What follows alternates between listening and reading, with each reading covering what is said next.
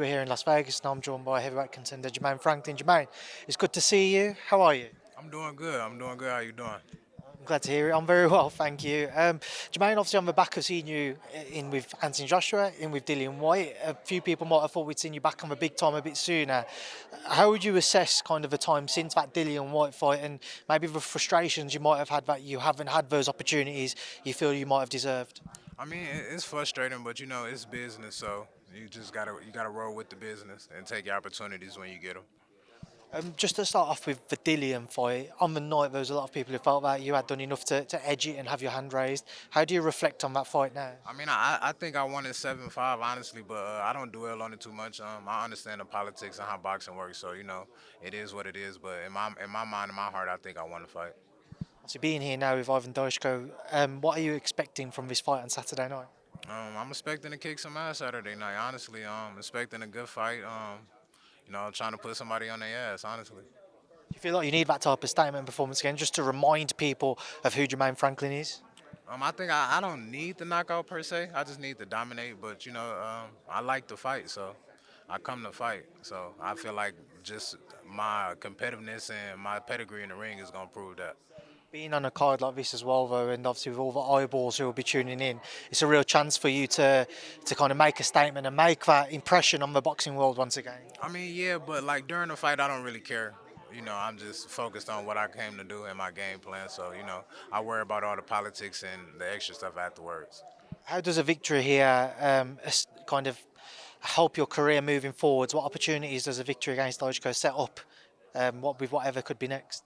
I think it puts me back in the conversation. Maybe a couple more put me back in the top conversation.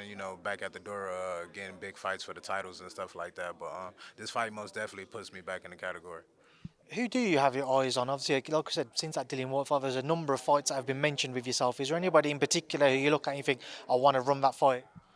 Not right now. I mean, openly I really fight anybody, but I'm laser focused, so I don't really think about nobody else until I get done with what's in front of me. I do just want to ask you about a few names. I know you don't want to, but that's my job. I know you've been asked about Moses Itauma a couple of times today. I've spoken with his team, and it's been brought up on camera that they've reached out to you and offered you the fight, and you've turned it down because the financials haven't been correct. Have you had offers for a fight with Moses Itauma? I haven't got. I don't remember getting no offer from no Moses. I don't think we got no offer from no Moses, unless it was an offer that wasn't produced to us. So I never got an offer. So, but if an offer was made and you felt it was acceptable, there's no reason in your mind why you wouldn't fight Moses Itauma. I mean, if it makes sense, if it makes sense to me, then we can make something happen. But like I said, I'm just focused on what's ahead of me. What's in the future is in the future. But if that fight is in the future, I'm open. I'm game. Just to ask you, and obviously he fought Dillian last time out, stopped him in the first round. One thing people have wanted to see is somebody who's going to give him rounds. That's something we know you could deliver for him. What did you make of his performance against Dillian, though, and how much of Moses have you watched, if anything at all? I didn't really get to see it, but if people think I'll just give them rounds, then they're hugely mistaken. How many, from whatever you might have seen of him so far, do you see weaknesses in his game? I see weaknesses in everybody's game. I'm a student of it, so yeah, I could pick stuff on about anybody. Honestly, everybody got some type of weakness that they have. I'm also interested to know if maybe you'd want to revisit a potential fight with Anthony Joshua. I know he's taken some time out recently, but when he comes back into boxing, when he has his return fight, do you feel like a fight with AJ and a rematch there is something you want to try and push for? Yeah, it would be something I like to see. I like to do. I like to avenge both of my losses, honestly, but the Dillian thing might not happen now. But I don't like taking L's, so yeah, I like to avenge both of my losses. Do you think Dillian would entertain that fight, or do you feel like on the back of what happened with him in his last fight, he wouldn't want to take the risk with yourself because of, again, a lot of people felt that you beat him first time around? I mean, honestly, I don't know. That's something you'll have to ask him. At the minute, obviously, your division's open. But I know Usyk's obviously got the belts tied up, but a lot of talk about him having one fight left and retiring and those belts becoming vacant, the WBO, for example.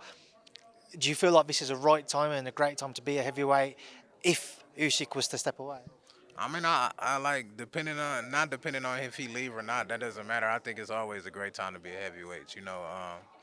Like I said, I love the sport. I love the fight. So I love the competitiveness of it. I don't think it's never a wrong time to be a heavyweight.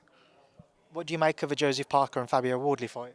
I like that fight. I actually like both fighters. Fabio's kind of nice. He's kind of smooth. Joseph Parker is very aggressive. He likes to punch. He likes to throw his combinations. So I think they have two good styles that kind of complement each other. But we won't know how it goes until we see it in the ring, though. Is there somebody you would favour at this moment in time? I haven't seen too much of Parker. No knock on him, but I'm cool. Fabio's kind of my guy. So yeah, I like to see Fab pull it out. And of course, this main event on Saturday night, Canelo Crawford. What's your take on it, Jermaine?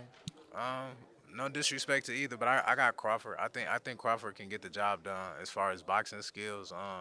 Canelo boxes good, but he's kind of I don't want to say a pure bully, but he kind of stalks you a little bit. He looks for the big punches, but he's going to be dealing with a fighter that's faster and that can move around a little quicker. So I feel like if he's not able to get the big shots off at the right time, then I think Crawford might be able to outpoint him.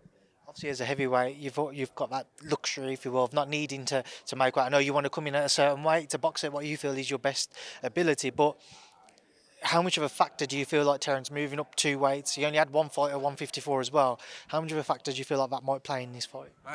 It is going to play a big factor. He's not a natural, what they find, 68. He's not a natural 68 pounder, so you had to gain 14 pounds and get adjusted to it and stuff like that. But Crawford has showed us time and time and time again that he steps up, he accepts challenges, and he proves people wrong. So I don't think it's smart to just doubt him. And not saying that it's smart to doubt Canelo neither, but at the same time, I think Crawford has a little bit of an edge, like a point to prove type of thing. Jermaine, listen, it's a pleasure to catch up with you. Good luck on Saturday night, and hopefully we'll see you back in the UK soon. Thank you, Hubby. I want to come back to him too. That's like a second home to me now. Yeah.